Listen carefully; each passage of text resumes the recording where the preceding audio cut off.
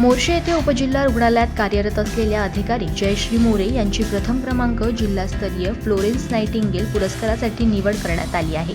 येत्या 17 मे रोजी ग्रामसेवक भवन पंचवटी अमरावती येथे आयोजित कार्यक्रमातून त्यांना हा पुरस्कार प्रदान करण्यात येणार आहे। आरोग्य सेवा संचालनालयाअंतर्गत व राष्ट्रीय आरोग्य अभियानाअंतर्गत कार्यरत असलेल्या अधिपरिचारिका ते अधिसेविका यांनी आरोग्य सेवेत केलेल्या उत्कृष्ट कामगिरीबद्दल त्यांच्या कार्याचा गौरव म्हणून त्यांना हा जिल्हास्तरीय पुरस्कार प्रदान करण्यात येतो। यावर्षीच्या 2023 ते 24 या पुरस्कारासाठी मोर्शी उपजिल्हा रुग्णालयातील अधिसेविका जयश्री मोरे यांची निवड करण्यात आली आहे।